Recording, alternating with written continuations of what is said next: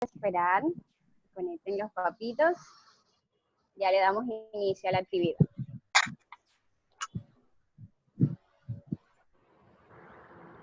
Ya tienen las preguntas anotadas, cosas que les hayan pasado en casita, de pronto algún susto con los niños, no sé. Tengan ahí a la mano las preguntitas.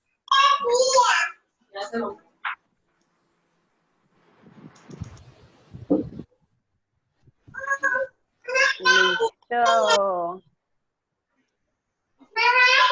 Bueno, las Miss nos van colaborando, silenciando los micrófonos, por favor, para darle inicio a la actividad con los papitos y las mamitas de Happy.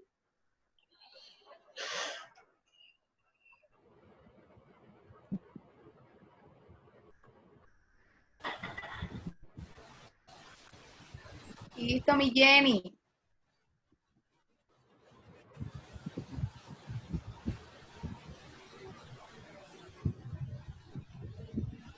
Super.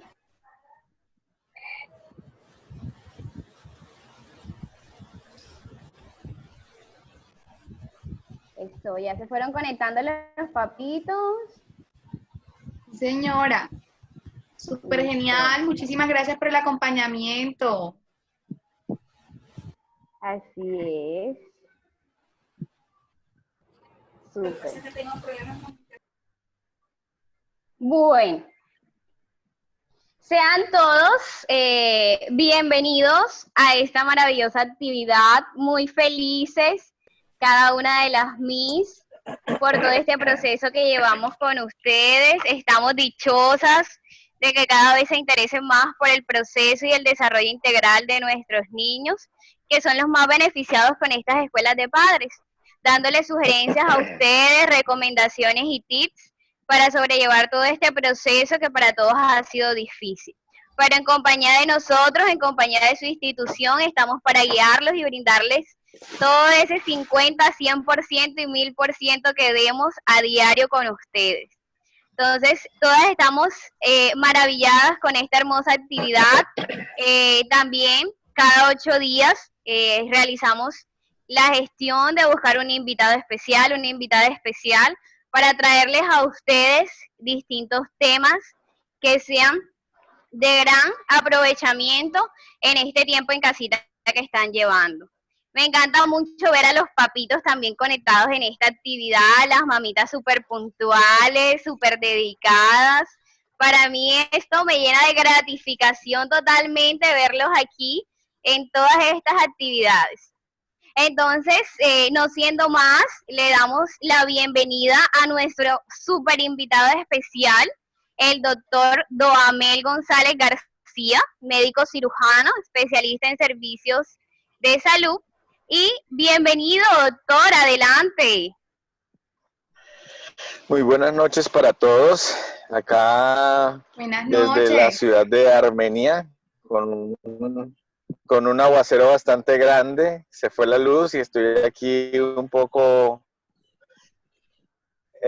confinado del carro para que no se me vaya a apagar el teléfono, pero todo el mundo me pide favor y cuando yo pido un favor bastante cositas a los niños.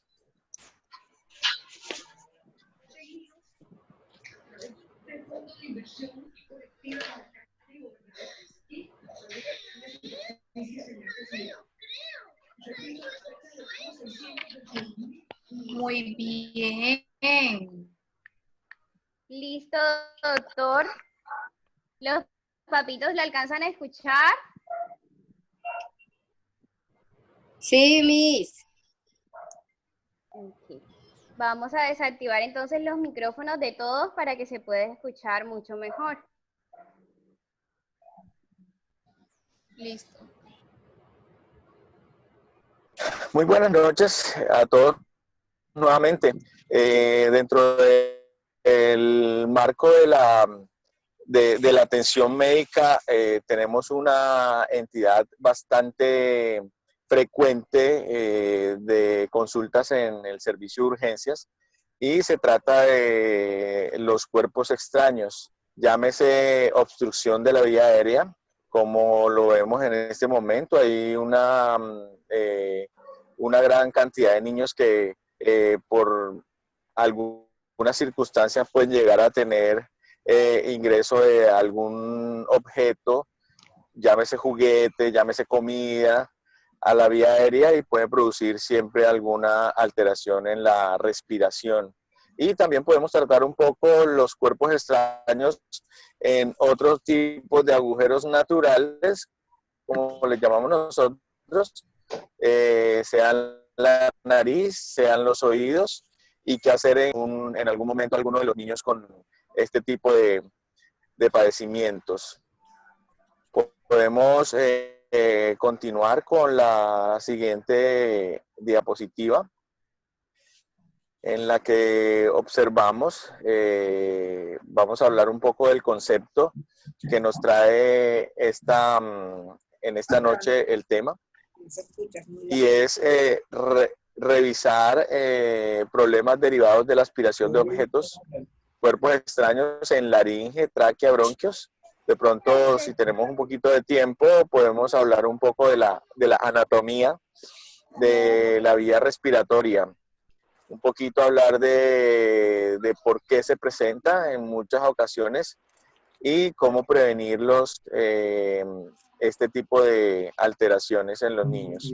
Porque pueden ser situaciones que pueden ser muy leves. En el caso de que el paciente tenga una ingesta de algún tipo de elemento que afortunadamente pase hacia la vía digestiva y no se vaya a la vía respiratoria. Tenemos la misma vía de ingreso para las dos. Es cuando uno va a tragarlo, se cierra la vía respiratoria y se abre la vía digestiva.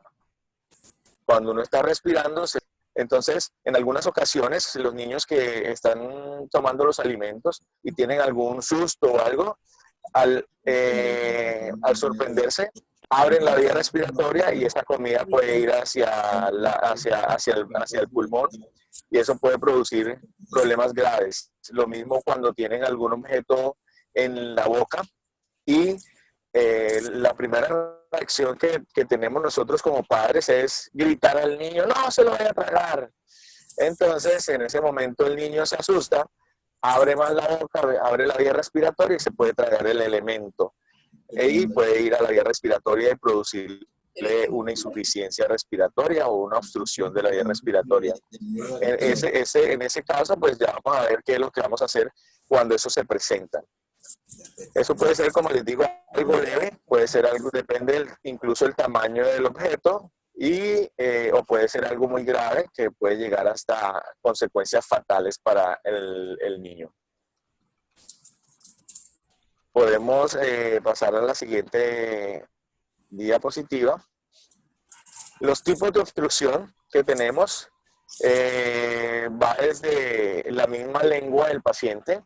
Digamos, hablamos de niños en los cuales podamos tener un tipo de trauma, un niño que se cae y tiene un golpe en la cabeza y queda inconsciente. Esos niños pueden, como no están en ese momento defendiendo la vía respiratoria, se pueden tragar la lengua, como dicen por ahí.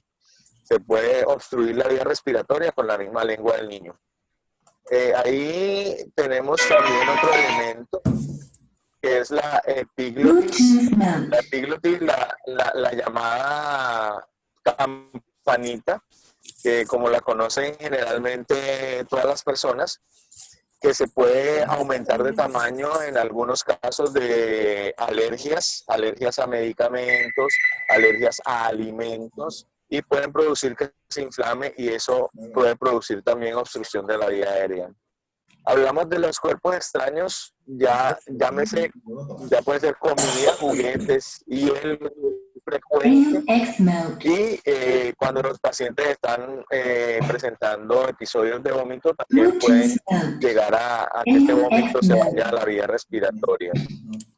Y también en casos ya un poco más graves, de accidentes más severos, cuando hay heridas en el cuello, cuando hay heridas graves en la cara y cuando hay inhalación de aire caliente. En el caso de alguna eventualidad que haya un incendio, al uno aspirar ese aire caliente se inflama la vía respiratoria y se produce una obstrucción de la misma. Y también hablamos de enfermedades tales como las infecciones respiratorias, las neumonías, hablamos de incluso en la rinitis, que produce obstrucción de la vía respiratoria superior, y del asma bronquial. Pacientes con episodios de asma tienen una obstrucción real de la vía respiratoria por inflamación de la misma. Y algunas otras que pueden ser, llamémoslas intencionales, que son ingreso de cualquier otro objeto a la vía aérea o a la vía respiratoria. Generalmente los niños, dependiendo de la edad, tenemos un pico máximo hasta los 5 años en los que es muy frecuente que suceda, y es que se ingresan todas las cosas a la boca. Es una manera que tienen todos los niños de conocer el ambiente, el medio ambiente. Ellos tienen todos los sentidos, ya el olfato, el gusto, el tacto. Entonces, una de las cosas que pueden hacer los niños es introducirse la mayoría de cosas que tengan alrededor a la boca. Entonces, ahí es donde juega un papel importante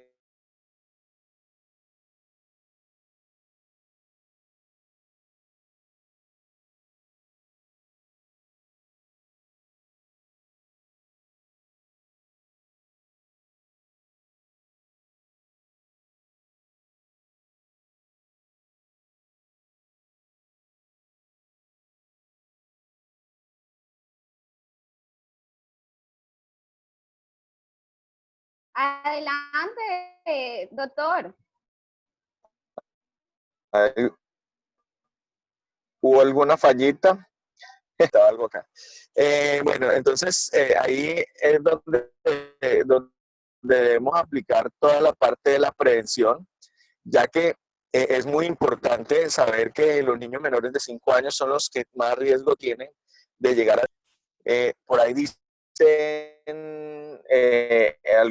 algunas publicaciones que cualquier cosa que pueda pasar por el agujero, digamos, de papel higiénico, del agujero central que tiene el papel higiénico, puede irse a la vía respiratoria del niño. Entonces tenemos que tener muy en cuenta que todos los elementos y los juguetes que le compremos a esa edad sean juguetes que tengan un tamaño mayor para que no vaya a haber peligro de esto. Podemos continuar con la siguiente diapositiva, en la que vamos a explicar un poquito cómo hacemos para reconocer que realmente hay una obstrucción de la vía respiratoria. Es muy importante saber y estar muy pendientes cuando eso suceda, ya que de la rapidez con la que actuemos en esos casos va a haber la menor probabilidad de que vaya a haber un desenlace fatal en un niño por una obstrucción de la vía respiratoria. ¿Me podría regalar la siguiente? Bueno, la siguiente diapositiva, por favor. Y tener en cuenta unos signos clínicos.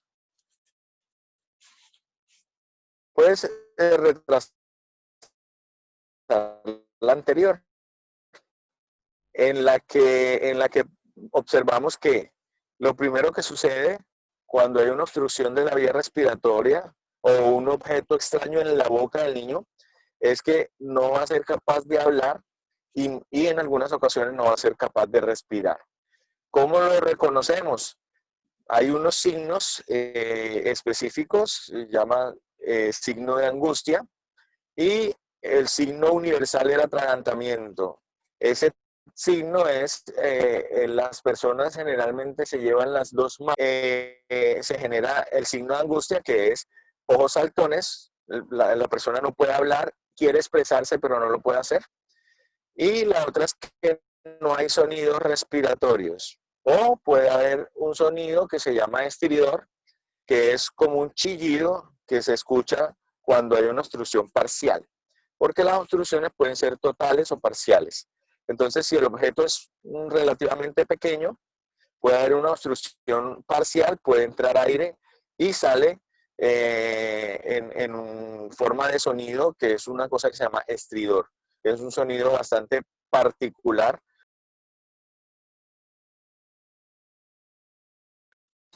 Entonces, y los otros signos son el esfuerzo que hace el niño para respirar, y la otra es la presencia de cianosis.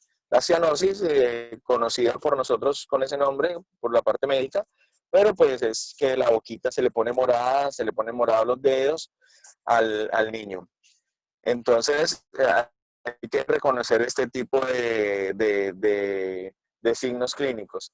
En la siguiente diapositiva también podemos observar otros signos clínicos que hay que tener en cuenta cuando hay ausencia de respiración, que no se observan los movimientos del tórax del niño, no se escucha ni se siente el aire por la boca y la nariz. Nos tenemos que acercar y colocarle la mejilla para saber si está respirando o no. Y en algunos casos ya más graves, cuando no vemos que hay ninguna respuesta a los estímulos. Siempre que un niño sospechemos que haya ingerido algún objeto y se desplome o se desmaye, lo primero que tenemos es que tratar de moverlo por los hombros, lo llamamos por el nombre y tratamos de despertarlo o de mirar si está respirando o no. Nos acercamos a su boca y a su nariz y sentimos si sale aire o no sale aire. Eso es un signo que se utiliza en la reanimación básica, que de eso de pronto al día podemos hablar un poquito más a fondo. Por lo pronto hoy les digo que entre más rápido nos demos cuenta del episodio, mucho más rápido podemos actuar y podemos hacer que no vaya a haber consecuencias fatales. Luego de esto, tendríamos que valorar un poco la gravedad del asunto, ¿sí? Cuando un niño ingiere algún objeto, podemos observar que pueden suceder 2 o 3 cosas fundamentales, que es cuando uno tiene un objeto o dice, no, es que se me fue, digamos, el agua por el camino viejo, como dice coloquialmente las personas, podemos observar que el cuerpo se defiende de una manera efectiva algunas ocasiones y algunas no. Entonces, el principal signo o la principal ayuda que tenemos en estos casos, que nos proporciona el mismo cuerpo humano, es la tos, ¿sí? Vamos a observar que el niño tose y esa tos puede ser una tos efectiva o una tos no efectiva. Una tos en la que nos damos cuenta que el esfuerzo que está haciendo el niño es suficiente para retirar el objeto que tenga en la boca o que tenga en la vía respiratoria. Si vemos que el niño está tosiendo, primero que todo, la mayoría de personas tienden a golpear la espalda del niño. Esto no se debe hacer. Esto puede hacer que, al contrario, en el momento que se le da el golpe en la espalda, se presente que se trague el objeto. La tos, hay que animar al niño a que siga tosiendo, sigue tosiendo, hasta que o bote el objeto o se lo termine tragando. Una de las dos cosas puede suceder. Cuando la tos no es efectiva, nos damos cuenta que pueden suceder 2 cosas. El niño puede estar consciente y tener los signos que habíamos hablado inicialmente de angustia y el signo universal con la mano en el cuello, pero no está tosiendo. Entonces no está presentando una tos efectiva que nos ayude a retirar el objeto. En ese momento debemos saber que no podemos meter la mano, no podemos meter el dedo sin saber si está o no está el objeto o qué objeto es. O sea, no lo podemos hacer ciegos, porque pues dentro de la angustia que nos da a los padres es de una vez como meterle los dedos a la boca para tratar de sacarle el objeto. Pero esto no es tan bueno como nosotros lo pensamos. Hay que abrir la boca del niño, hay que abrir la boca sin meter los dedos, y si observas el objeto, entonces hay la posibilidad de sacarlo. Si no, no vayas a meter los dedos. Si no lo observas el objeto y ves que lo puedes sacar, lo podemos hacer un poco más de daño al niño, porque vamos a estimular el reflejo del vómito, podemos estimular que haya un atragantamiento más serio con el objeto. Cuando vemos que definitivamente el niño no responde o se desmaya, porque puede ser algo, el principal consecuencia de la insuficiencia respiratoria es la hipoxia, o sea, la falta de oxígeno. No llega oxígeno al cerebro y eso hace que se desmayen. Entonces, cuando esto sucede, hay que abrir la vía aérea y eso se consigue levantando el mentón.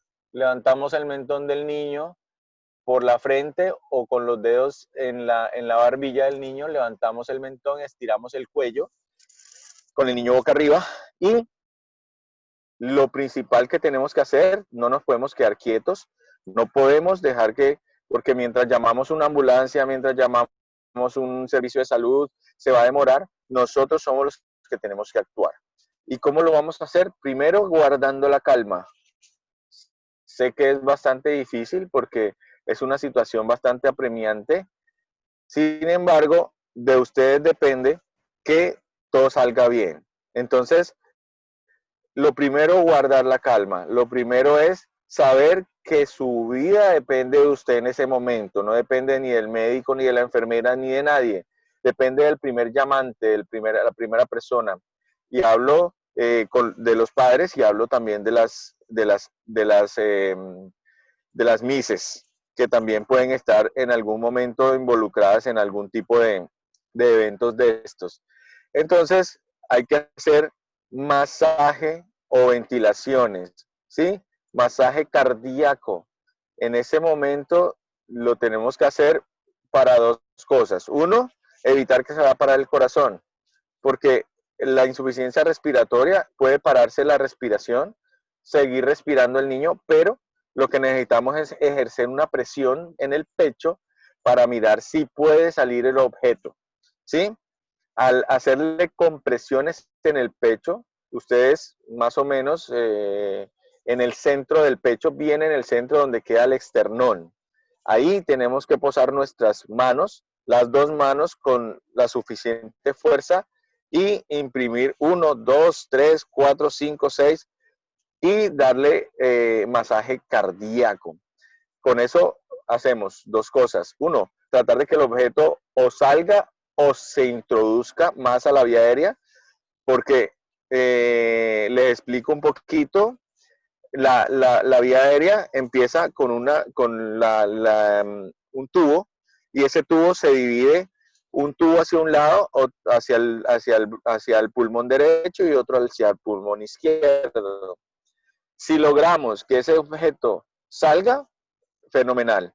Pero si no logramos que salga, ojalá que se vaya alguno de los dos pulmones, porque tenemos uno todavía para que el niño respire, ¿sí? Entonces, podemos salvarle la vida de esa manera. Entonces, lo principal, la recomendación que les doy es no gritar, tratar de conservar la calma. Es bastante complicado, es bastante difícil porque ustedes no tienen el entrenamiento en esos casos y pues se nubla la mente y lo primero que piensan es en salir corriendo, en gritar, pero también tienen que ser conscientes que en estos casos ustedes son las que le pueden salvar la vida a su hijo, ustedes son los que le pueden salvar la vida a su estudiante. Entonces, lo principal es eso. Tenemos que tener muy en cuenta las edades en las que se presenta. Entonces, hablamos que la mayoría de los casos se presenta hasta los 5 años y hay una clasificación que tenemos muy clara, que son lactantes menores, lactantes mayores. Los lactantes menores son los niños menores de 1 año y de 1 año en adelante son lactantes mayores. Entonces, en lactantes y niños menores de 5 años existen algunas técnicas para tratar de retirar estos cuerpos extraños. Y es colocar al niño, podemos pasar creo que en la próxima diapositiva donde está un poco ya más explicado con una gráfica la situación. Tenemos entonces en los niños más chiquitos, los más pequeños, en los menores de 1 año, podemos observar en la figura, si me regalas la diapositiva que sigue. Exactamente. Entonces, en la primera diapositiva que vemos, dice figura 4, es un niño menor de 1 año, el cual lo vamos a tomar entre las piernas con un brazo evitando que el niño se caiga, y con el otro vamos a darle un golpe seco en la espalda. Obviamente lo ideal es con la mano dominante, con su mano dominante. Si usted es derecho, pues con la mano derecha. Si usted es zurdo, con la mano zurda.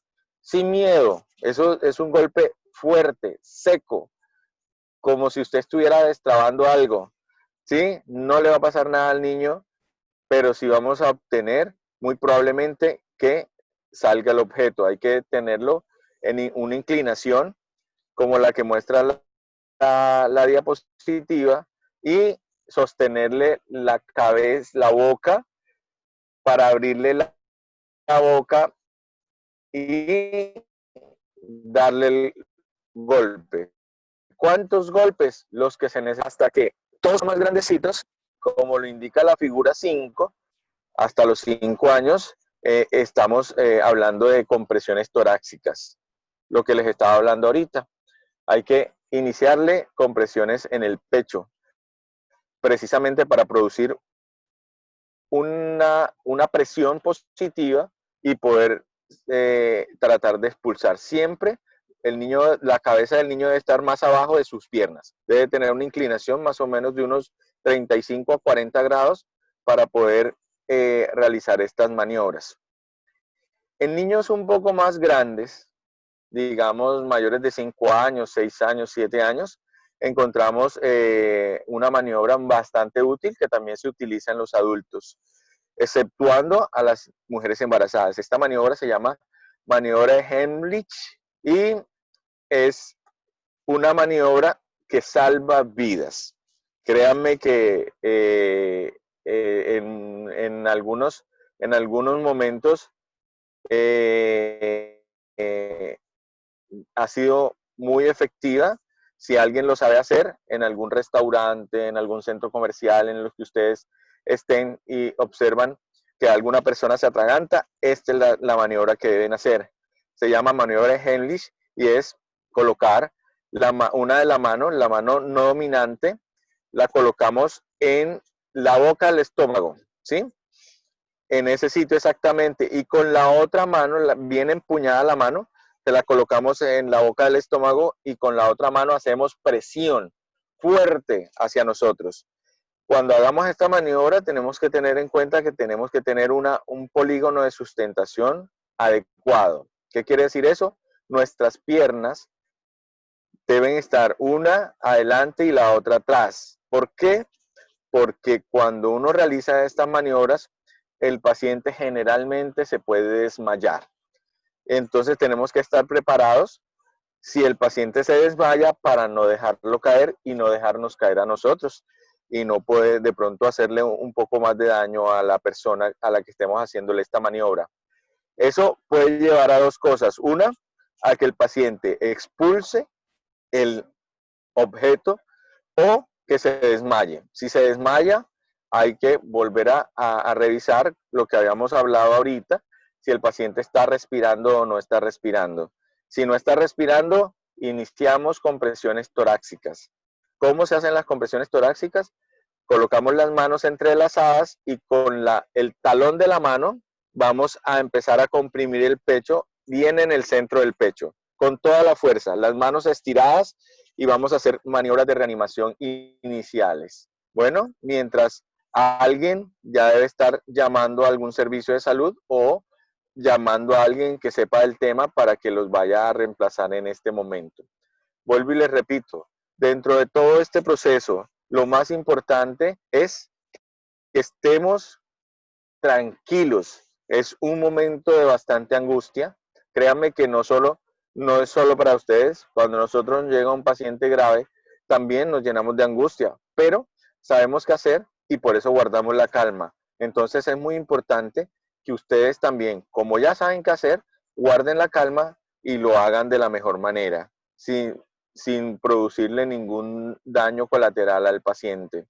Entonces es importante, lo principal es que ustedes sean conscientes de que en ese momento la persona está en su cargo, que ustedes son los primeros llamados a salvarle la vida a esta persona, llámese hijo, llámese estudiante, llámese una persona cualquiera en la calle, en un centro comercial, en un restaurante. Es muy frecuente que eso pueda suceder, incluso personas jóvenes no están exentas de que eso se presente, porque realmente en cualquier momento tú te distraes, estás comiendo, te echas un pedazo de carne grande a la boca y se te va por donde no es y se te obstruye la vía aérea. Eso puede suceder, no es tan frecuente en personas adultas, pero también puede suceder, ¿vale?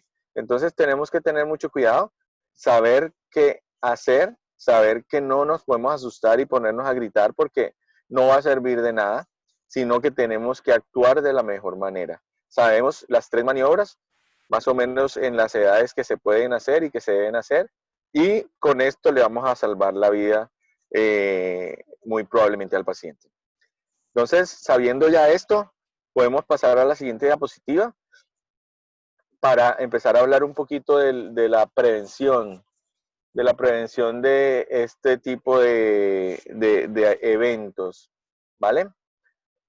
Y lo que estamos haciendo el día de hoy es una de las principales cosas que podemos hacer para evitar que esto suceda. Es capacitarnos en estos temas, qué hacer en el momento en el que alguno de estos eventos suceda, capacitarnos no solo en la parte de observar de cuerpos extraños, también tenemos que capacitarnos qué hacer en caso de que el niño tenga fiebre, qué hacer en caso de que el niño tenga alguna otra cosa diferente. Hay muchas cosas que podemos hacer en la casa mientras llevamos a los niños a un centro de salud, a un hospital. Sabemos que el sistema de salud a veces es bastante lento y llegamos a un hospital, a una clínica, y observamos que las demoras en las salas de espera es bastante, mientras que si podemos tener desde la casa ya ir adelantando cositas, es importante hacerlo. Entonces, capacitación a todos los actores que manejen niños. ¿Quiénes manejan niños? Pues todos los padres, madres, padres, abuelos de los niños, cuidadores de los niños, las profesoras, en general, todos deberíamos saber del tema, porque en cualquier momento nos podría pasar. Esto es algo bastante frecuente, créanme que no es algo ajeno. En los servicios de urgencias lo vemos todo el tiempo, no solo las obstrucciones de la vía respiratoria, vemos muchos niños con objetos extraños en nariz, en oídos, ¿sí? Y también en esos casos hay que saber qué hacer. En el caso de los cuerpos extraños en oídos, cuerpos extraños en nariz, lo principal que podemos hacer, si no están produciendo ningún tipo de algo agudo, de dificultad para respirar ni nada de esas cosas, es dejarlos quietos, ¿sí? No nos pongamos de héroes a tratar de sacar los objetos, porque lo que hacemos generalmente en las casas es que ese objeto se introduzca más al conducto auditivo y sea mucho más difícil sacarlo. Y en el caso de la nariz, al manipularlo de una manera ineficaz, lo empujamos y lo mandamos a la vía respiratoria y podemos ahí sí producir una obstrucción de la vía aérea. ¿Sí? Si el objeto está en la nariz, no hay ningún problema, no hay ningún afán de sacarlo. Si el objeto está en el oído, no hay ningún afán de sacarlo. Esperen, lleven al niño al hospital, a la clínica, que allá sabrán qué hacer mejor. Bueno, pero empiezan a meterle copitos, empiezan a meterles en pinzas y cosas así, y lo que hacemos es que introducimos esos objetos un poco más adentro, o como les digo, si están en la nariz, nosotros tenemos una conexión entre la nariz y la garganta, y ese, al empujar el objeto podemos hacer que ese objeto vaya a la vía respiratoria y le podemos producir una obstrucción de la vía respiratoria al niño. Entonces, en ese caso, si no es una obstrucción de la vía aérea como tal, entonces dejémoslo quieto, no intentemos sacarlo, pero sí, llevémoslo rápido al hospital para que el médico se encargue de hacer eso. Y ni tampoco vayan a dejar a otras personas, no, es que yo sé, no, es que a mí me enseñaron, no, es que, no, es mejor que lo haga la persona que lo sabe hacer, ¿vale? Entonces, debemos concientizarnos de que es un problema que existe, que de pronto nunca lo hemos visto cerca, de pronto nunca lo hemos presenciado, pero tenemos que tener en cuenta que eso sí existe y que esto se puede presentar muy frecuentemente. Nosotros que manejamos la parte de urgencias, primer nivel, segundo y tercer nivel de atención, nos damos cuenta que es algo bastante frecuente y en muchas ocasiones hablamos incluso pues en la costa es bastante frecuente cuerpos extraños tales como las espinas de pescado, ¿sí? Ah, es que vamos a darle yuca, vamos a darle un pan, vamos a echar limón.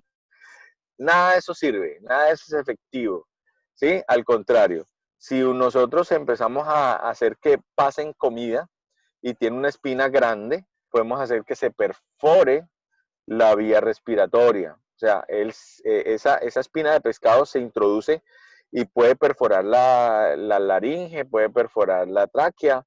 Entonces es mejor dejarlo quieto, nada de hacer maniobras ni tratar de sacarlo con el dedo, vuelvo y les repito, porque realmente eso necesita, incluso en muchas ocasiones, de introducir un microscopio pues por la nariz para ir a identificar dónde está y poderlo sacar de la mejor manera.